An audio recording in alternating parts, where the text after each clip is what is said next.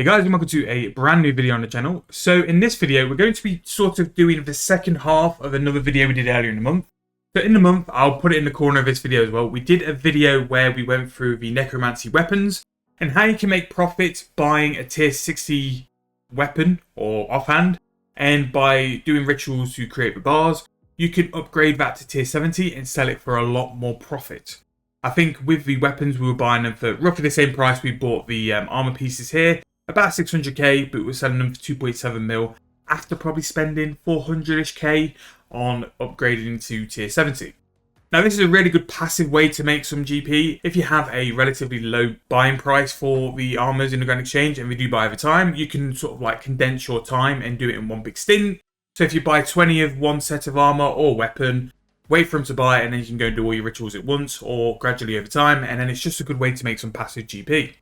Now, a few things I wanted to say first is that with weapons, armors, everything, they do buy quite a bit over the GE price. So you do need to spend a little bit of time finding the price, and you might have to take the hit on losing quite a bit because the margins are so wide with doing that in terms of finding the limit. However, once you do find your price limit and stuff, you'll normally find that it's quite a huge margin with stuff like this because not a lot of people generally like buy the stuff. A lot of people upgrade their own armor sets and then go from there.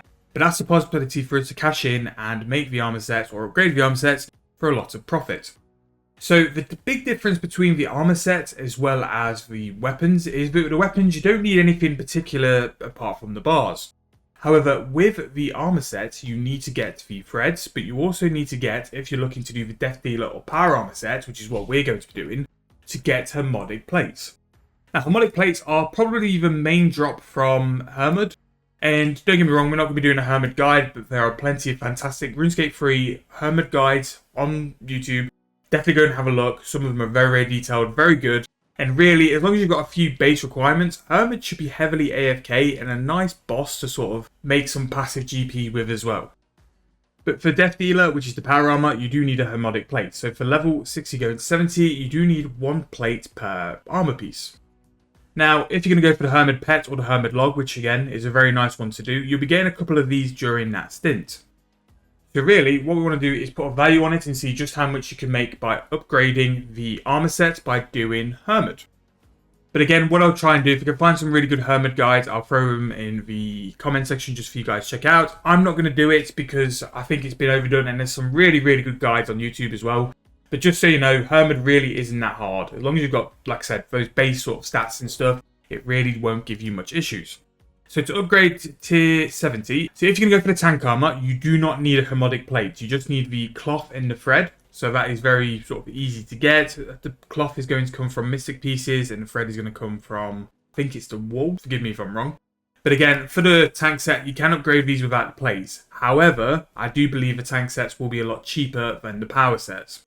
The power sets are pretty much the same. You're going to need the same sorts of stuff. You're going to need the cloth, you're going to need the ensouled thread, you're going to need the bone rune, but in addition, you're going to need the plate. So, to create these items, so we only need ensouled material. We don't need the greater stuff, it's just the ensouled. So to make the ensouled thread, it is just one of the player-owned farm wool. And then to create the cloth, you just need some mystic pieces as well.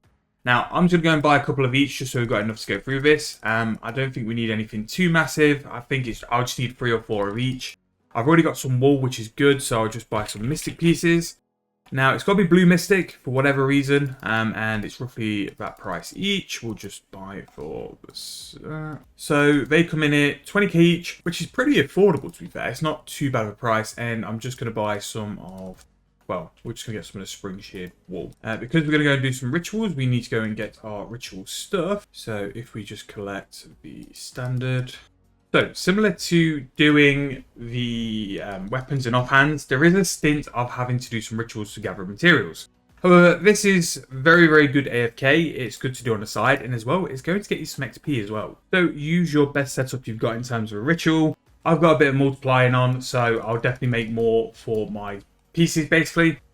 But yeah, so you have a nice sense of being able to AFK and stuff. And again, rituals do give you XP. You will have the random events as well, which will give you more XP as well. So this is a way for you to train your necromancy, but also make profit. Killing Hermod is also a really good necromancy XP, so that will give you a benefit of that as well. And because you're doing combat XP, you'll also be earning your talent points for the Well of Souls if you still need them as well. Now, whether you want to just be full AFK and just sort of play away, or whether you want to do the random events, completely up to you. The random events will give you a bit more XP, but also as well give you a little bit of loot on top. It is whatever you want to do anyway. So what I'm going to do, I'm going to go and finish these rituals. Again, we just need to do some mystic pieces, just break them down, and also break down some of the wool. What I normally do on the noob account, because the noob account does this quite often for the weapons and offhands, I'll buy a decent stint, like 20 or 30, and then for a day or so when I'm going to make videos, or do some other stuff where I've not really got to pay attention to like Runescape and stuff, I'll do a big stint of rituals just so I can rack up the bars basically. And if you use your multiply glyphs as well, it can greatly improve how quick you do this, and also make sure that you're just doing less rituals as well. Always looking to multiply glyphs, because sometimes for the price you're going to be looking for, the amount of time it will save and the more GP you'll make just from doing the rituals can be greatly beneficial. So always check that out as well. But I'm going to finish this. We're going to go and do the threads and the cloth. As soon as both are done, we'll go back to the smithy and then go from there and talk through processes.